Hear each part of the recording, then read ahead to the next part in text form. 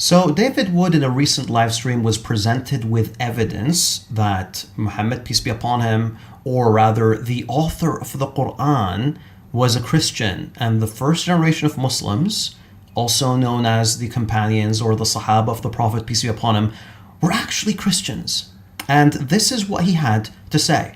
Yeah, I think it's entirely plausible to say that Islam began as a cult, as a Christian cult. Now, subhanAllah, this is actually a proof of prophethood, as I'll soon explain, and I'll be giving you guys two gifts later on in this video. But do you know what caused David Wood to be open to the idea that Muhammad, peace be upon him, and his companions were Christians?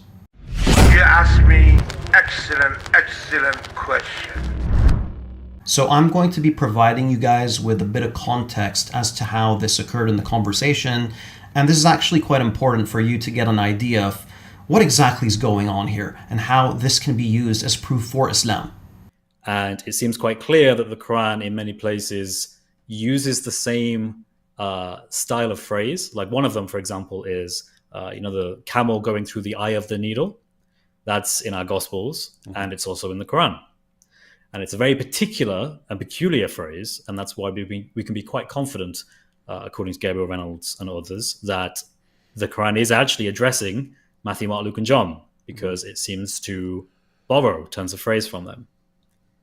Mm-hmm. So these are good reasons why, according to modern scholarship, the Quran, in the context it was written in, is indeed referring to Matthew, Mark, Luke, and John. And from the paradigm of people who are coming in contact with Muslims, they don't call them Muslims, they call them Ishmaelites, or they'll call them Hagareans, or Saracen, I can't pronounce the word now, Saracens, I think. Mm-hmm. So there's this understanding that these early followers of Muhammad are people going around saying they affirm the Torah and they affirm the Injil, and they say that Jesus is the Messiah. And to a lot of people, that would have sounded very, very Christian at the time. Mm. But there's a lot to go into with the historical origins of Islam.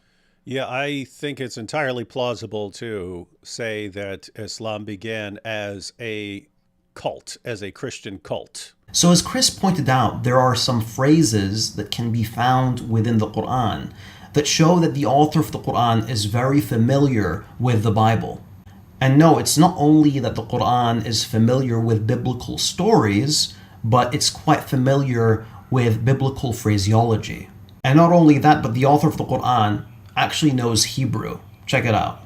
Our eighth example is the phrase, we hear and disobey. In Arabic, سَمِعْنَا وَعَصَيْنَا, which the Quran puts in the mouth of the Israelites on two occasions.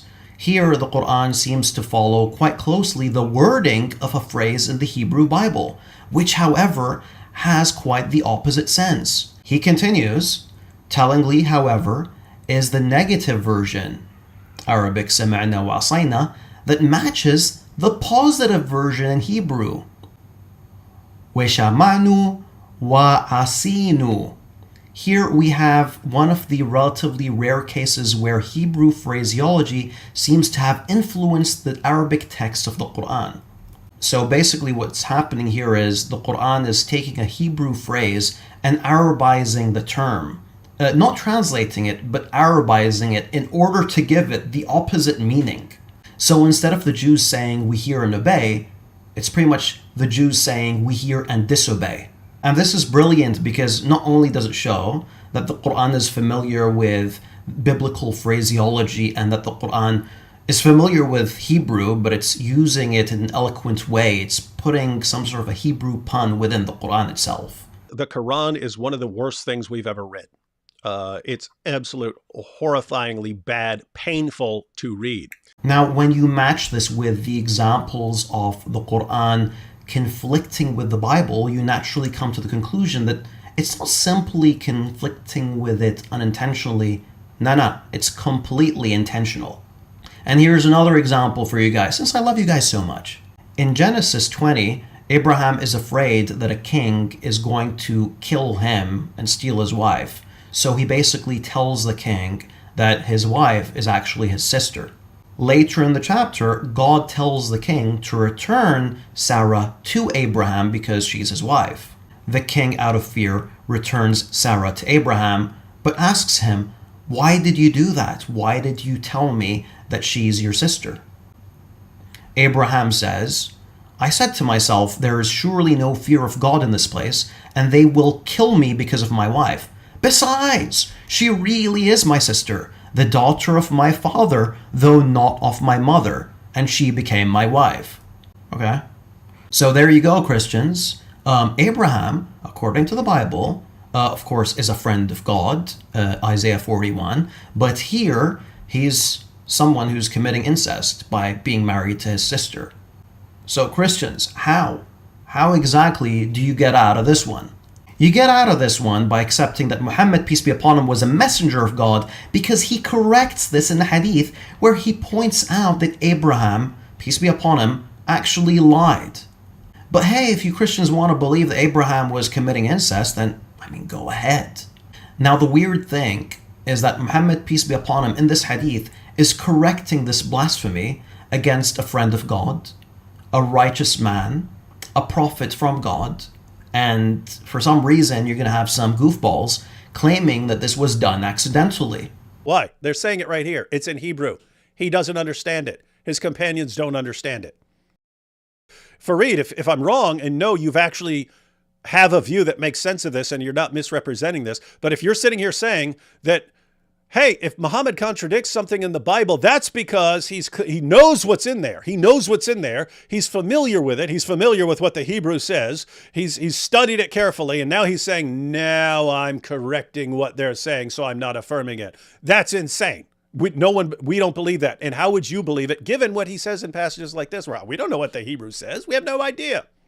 Yo, you just said a few minutes ago that the Bible was written by some Arabs that were from a Christian background. Have you been taking one too many hammers to the head? Now, if the first Muslims were actually Christians, then they would be familiar with biblical stories. And of course, as I've shown in this video, they actually knew Hebrew, or at least the author of the Quran did. When Muhammad, peace be upon him, provides information that conflicts with the Bible, and he exonerates a prophet of God, Abraham, from this filth that you have, which is incest, then he's not just simply conflicting with it, but no, he's correcting the information within. So you can't have it both ways, Dr. David Wood.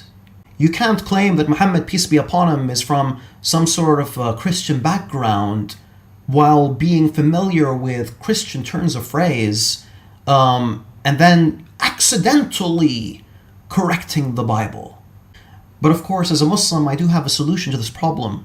Muhammad, peace be upon him, definitely, I agree with you, he did not know Hebrew. And the companions, as you've shown, they did not know Hebrew. However, Allah subhanahu wa ta'ala, Allah in all his wisdom, Allah, the all-knowing, knows Hebrew. He knows what's in the Bible, and he corrects the Bible. But hey, keep believing that Abraham committed incestuous intercourse, and keep believing that God came in the form of a man, and keep playing dress up with your atheist pet who actually believes that that man was the most successful deceiver in the history of humankind. Oh, and by the way, if the Quran is actually correcting the Bible, then there goes your ridiculous Islamic dilemma argument. For more examples of the Quran correcting the Bible, do check out Jake's video on the subject. And to the rest of you guys, Assalamu alaikum wa rahmatullahi wa barakatuh.